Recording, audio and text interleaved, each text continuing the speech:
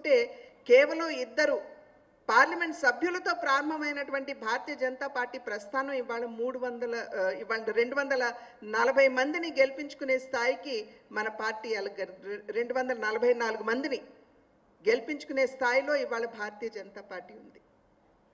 కనుక ఆ రకంగా భారతీయ జనతా పార్టీ ప్రస్థానం జరుగుతూ ఉంటే రెండవ పక్కన విమర్శలు కూడా మనం ఎదుర్కోవాల్సినటువంటి పరిస్థితి ఉంది. నిన్న మొన్న జరిగినటువంటి ఎన్నికల్లో 303 స్థానాలు మీరు సాధించారు.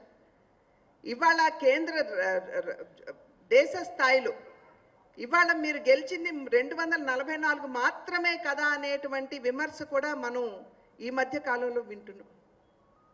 ఎందుకు మనం ఆ రకంగా అన్ని సీట్లు కోల్పోయాం అనేటువంటి విషయాన్ని కూడా ఒక్కసారి మనం తరిచి చూసుకోవాల్సినటువంటి అవసరం బాధ్యత ప్రతి కార్యకర్తకి ఉంది. ఎందుకంటే సాధారణంగా కార్యకర్త ఒకంత నీరసించి నైరాశ్యంలో కూరుకుపోయేటువంటి అవకాశం కూడా ఉంటుంది, మన సీట్లు తగ్గాయి కదా అనేటువంటి ఆలోచనతో.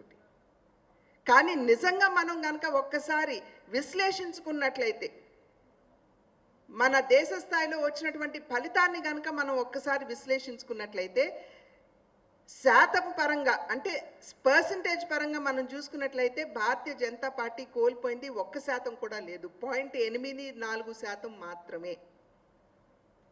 చాలా కొద్దిగా మనం కాస్త ఓట్ల పరంగా మనం కోల్పోవటం జరిగింది. కానీ అదే సీట్లకు వచ్చేటప్పటికి 303 నుండి మనం 244కు వచ్చాం. అదే మీరు కనుక ఇండి కూటమిని కనుక మీరు చూసినట్లయితే వారు సాధించింది కేవలం 1.5% మాత్రమే వాళ్ళు అదనంగా సాధించారు. కానీ వారి సీట్ల సంఖ్య గణనీయంగా పెరగడం జరిగింది.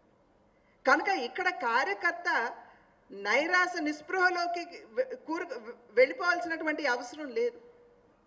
కాకపోతే ఖచ్చితంగా మనం మరింత అంకిత భావంతో నిబద్ధతతోటి పనిచేస్తూ ఇవాళ మన పార్టీని బలోపేతం చేసుకోవాల్సినటువంటి బాధ్యత మన మీద ఉన్నది. దక్షిణ భారతదేశంలో ఇవాళ భారతీయ జనతా పార్టీ తన బలాన్ని పుంజుకుంటుంది. ఇవాళ మనం చూసినట్లయితే మన ఆంధ్ర రాష్ట్రంలోనే మనం చూసినట్లయితే మొన్న జరిగినటువంటి అంటే 2019 సంవత్సరంలో జరిగినటువంటి ఎన్నికల్లో భారతీయ జనతా పార్టీ 0.83% ఓటు. కానీ ఇవాళ జరిగినటువంటి 2024లో జరిగినటువంటి ఎన్నికల్లో 2.84% ఓట్లని భారతీయ జనతా పార్టీ సాధించింది.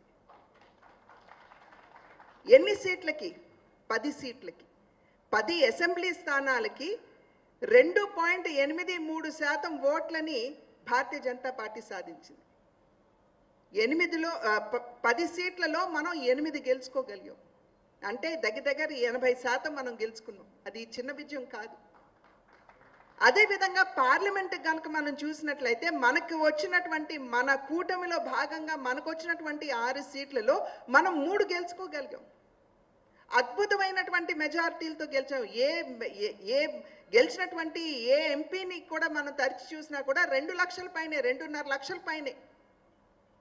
అదేవిధంగా గెలిచినటువంటి ఎమ్మెల్యేలు చూసినట్లయితే ఏదైనా 1 తప్పించి అన్ని కోట 25,000 పైన మనం మెజారిటీని మనం చూసాం. కనుకనే ఇది అద్భుతమైనటువంటి విజయం అని చెప్పి మనం ఇక్కడ గమనించాలి. పార్లమెంటుకి కనుక మనం చూసినట్లయితే 11% పైన మనం భారతీయ జనతా పార్టీ పార్లమెంటుకి సంబంధించి సాధించినటువంటి ఓట్ల శాతం. కనుక ఇక్కడ కూడా భారతీయ జనతా పార్టీ